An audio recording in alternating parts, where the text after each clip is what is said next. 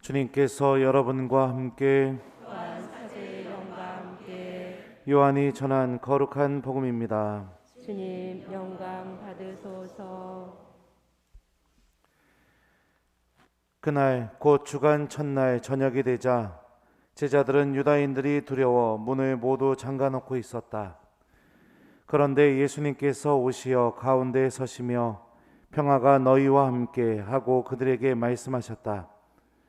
이렇게 말씀하시고 나서 당신의 두 손과 옆구리를 그들에게 보여주셨다.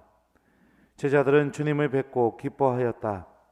예수님께서 다시 그들에게 이르셨다. 평화가 너희와 함께. 아버지께서 나를 보내신 것처럼 나도 너희를 보낸다. 이렇게 이르시고 나서 그들에게 숨을 불어넣으며 말씀하셨다. 성령을 받아라. 너희가 누구의 죄든지 용서해 주면 그가 용서를 받을 것이고 그대로 두면 그대로 남아있을 것이다. 12 제자 가운데 하나로서 쌍둥이라고 불리는 토마스는 예수님께서 오셨을 때 그들과 함께 있지 않았다. 그래서 다른 제자들이 그에게 우리는 주님을 배웠소 하고 말하였다. 그러나 토마스는 그들에게 나는 그분의 손에 있는 못자국을 직접 보고 그 못자국에 내 손가락을 넣어보고 또 그분 옆구리에 내 손을 넣어보지 않고는 결코 믿지 못하겠소 하고 말하였다.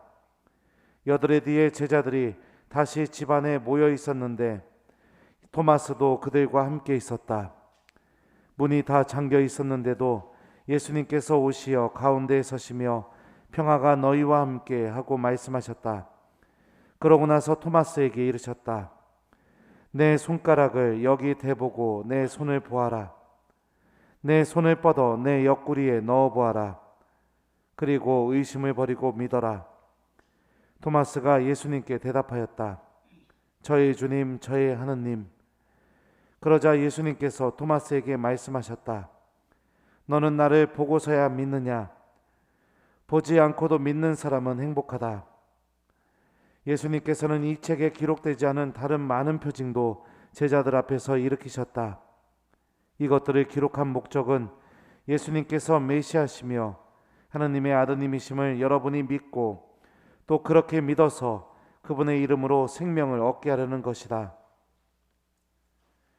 주님의 말씀입니다. 그리스도님 참여합니다.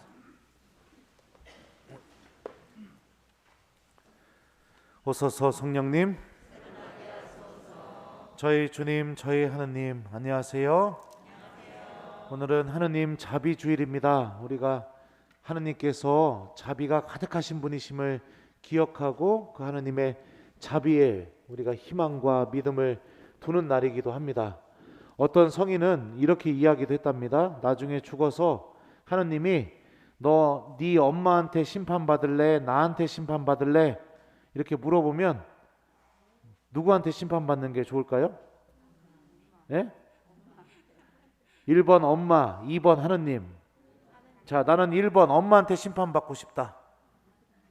왜 손을 안 들어요? 나는 하나님한테 심판받고 싶다. 네, 맞아요. 그 성인도 그랬답니다. 하나님한테 심판받고 싶다고. 엄마가 자기 아들 지옥 보낼 수 있어요? 얘라이 못된 놈아 지옥 가라. 엄마가 이럴 수 있을까요? 네, 못 보내죠, 엄마가. 그런데 엄마가 갖고 있는 그 자비심보다 하느님께서 갖고 계시는 그 자비심이 더 크기 때문에 나는 하느님한테 심판받고 싶다라고 이렇게 이야기했다고 합니다. 그러니까 우리 사랑하는 교우 여러분들, 하느님은 분명히 심판하고 또 우리들을 꾸짖고 그런 분이시기도 하지만 하느님의 자비도 엄청나게 크다라는 것을 기억했으면 좋겠습니다. 자비라는 이 말은요, 히브리 말을 보면 레헴이라고 하는데요, 이 단어는 우리 자매님들 자궁, 어머니의 모태, 이것도 같은 의미를 갖고 있는 단어이기도 합니다. 같은 뜻을 갖고 있어요. 그래서 그거 한번 고민해 봤으면 좋겠습니다. 왜 자비가 우리 자매님들의 자궁, 어머니의 모태일까? 제가 한번 예전에 자매님들한테 한번 물어본 적이 있었어요. 애 생기면 뭐가 제일 크게 바뀝니까? 이렇게 물어보니까 그렇게 대답을 하시더라고요. 임신했다는 사실을 알게 된 뒤부터 모든 생각이 다 뱃속에 있는 아기만 이렇게 생각하게 된다고 그렇게 이야기하시더라고요. 뭘 먹어도 애 생각, 뱃속에 있는 아기 생각, 어딜 가도 아기 생각, 그렇게 아기 생각만 난다고 하더라고요. 맞아요? 네. 그 형제님들한테 물어봤습니다. 애가 생기게 됐을 때, 우리 자매님이 임신하게 되었을 때 형제님들은 어떤 게 제일 크게 바뀝니까? 그러니까 형제님들이 뭐라고 대답했냐면, 태어나서 애 우는 소리 들어야 생각이 좀 바뀌더라고요, 이러더라고요. 그 전까지는 실감이 안 된다고 하더라고요.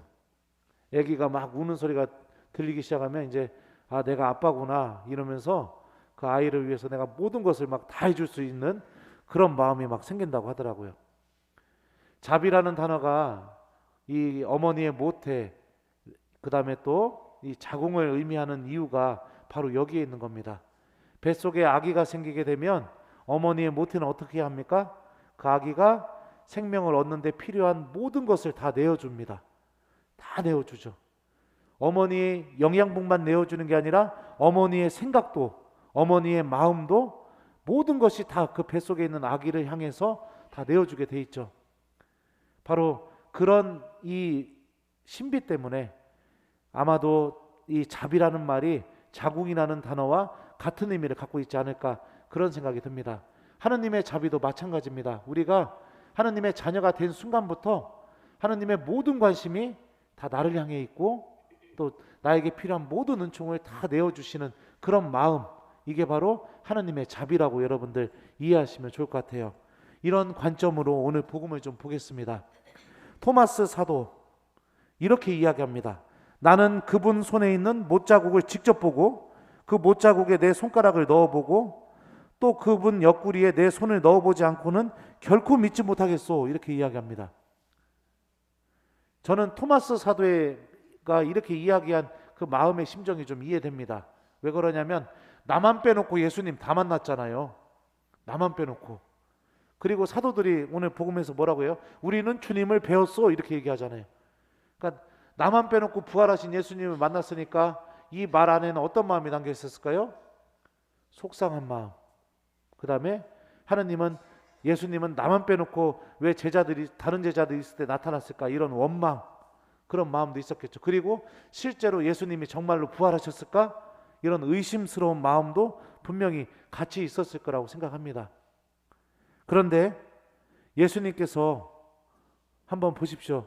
제자들에게 한번 나타났다가 토마스 사도가 못자국에다 손가락 넣어봐야 믿겠습니다, 이렇게 혼자 제자들한테 이렇게 이야기하니까 예수님이 어떻게 하셨죠? 다시 또 나타나시게 됩니다.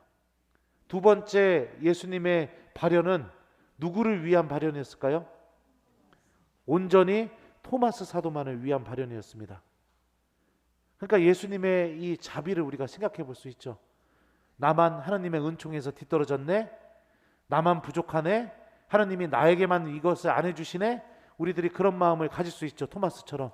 또 내가 믿음을 잃어버리면서 야, 하나님이 정말 계신지 모르겠다고 이런 생각이 들 수도 있고, 하나님에 대한 원망이 들 수도 있다고 생각이 듭니다.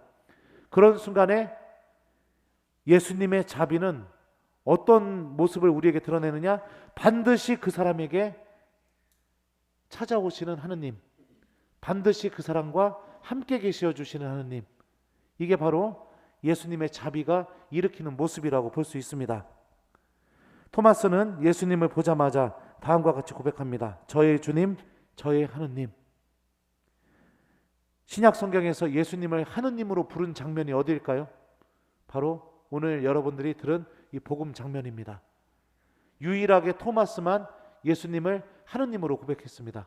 저의 하느님으로. 가장 믿음이 없는 마음에서 가장 최고의 신앙 고백을 이끌어내는 그런 놀라운 일을 예수님의 자비가 일으키고 있다는 것을 볼 수 있죠. 그러니 우리가 신앙생활하면서 정말로 믿음을 두고 또 정말로 희망을 가져야 될 중요한 하나님의 모습 중에 하나가 무엇이냐? 하나님은 자비하신 분이시다. 그분의 자비는 나를 위해 내가 구원받는데 필요한 모든 것을 내어주시고 이렇게 못난 나와도 함께 계셔 주실 수 있는 그런 힘을 갖고 있다라는 것을 우리가 기억하고 거기에 믿음을 두는 것이 필요합니다. 예수님의 자비는 당신의 사람들 중에 그 누구도 믿음에서 떨어져 나가 구원으로부터 멀어지는 것을 허락하지 않습니다. 믿음이 없는 것이 비난과 단죄의 대상, 그리고 그런 것이 아니라 당신께서 더 만나주시고 더 찾아와 주시고 더 함께 계셔 주시고, 그래서 그 믿음이 없는 그 마음에서도 저의 주님, 저의 하느님이라는 그 고백이 그 사람의 안에서 맺어질 수 있게 해주는 것이 바로 예수님의 자비의 모습입니다.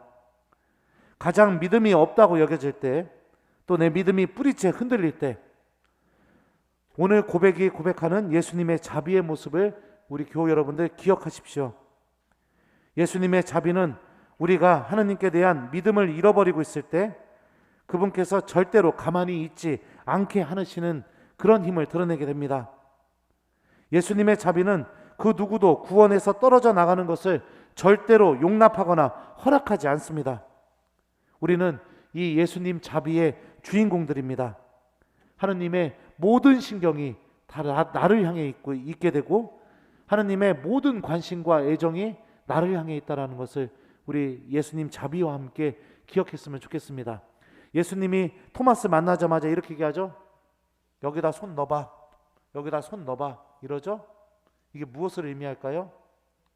토마스가 나는 예수님 손가락 여기다 넣어보지 않고서는 믿지 않을 거야, 이렇게 이야기할 때 예수님도 거기에 함께 계셨다는 것을 의미하죠. 그러니까 보자마자 너 여기다 넣어봐, 여기다 넣어봐, 이렇게 하는 거죠. 눈에는 보이진 않았지만 그런 믿음을 갖지 못하는 토마스하고도 예수님께서는 분명히 함께 계셨기 때문에 토마스를 만나자마자 여기다 손 넣어봐라, 이렇게 이야기하는 거죠. 주님께서는 그 누구도 예외시키거나 그 누구도 뒤처지게 만들거나 그 누구도 당신의 사랑에서 떨어져 나가는 것, 이거를 허락하지 않으신다. 이게 이 예수님 자비의 모습이라는 것을 잘 기억했으면 좋겠습니다. 그러니 여러분들 모두 이 예수님 자비의 주인공들이십니다. 숙제 드릴게요. 일주일 동안 저의 주님, 저의 하느님, 요거를 좀 우리 자주 마음속으로 좀 이렇게 해봤으면 좋겠어요. 힘들 때, 기도하기 싫을 때, 믿음이 흔들릴 때, 성당 오기 싫을 때. 아직은 본당 신부님 밉지 않죠? 그럼 본당 신부님 미울 때는 빼고, 또 어떤 교우가 좀 싫어질 때, 이럴 때마다 마음속으로 우리 토마스처럼 저의 주님, 저의 하느님, 이렇게 좀 고백하셨으면 좋겠습니다. 왜 그러냐면 이것을 내가 마음속으로 자주 고백하면서 예수님의 자비가 나와 함께 있다, 이 생각을 좀 이렇게 자주 해봤으면 좋겠어요. 우리 모두 예수님 자비의 주인공이라는 것을 잘 기억하는 한 주간을 보냈으면 좋겠습니다. 저의 주님, 저의 하느님. 아멘.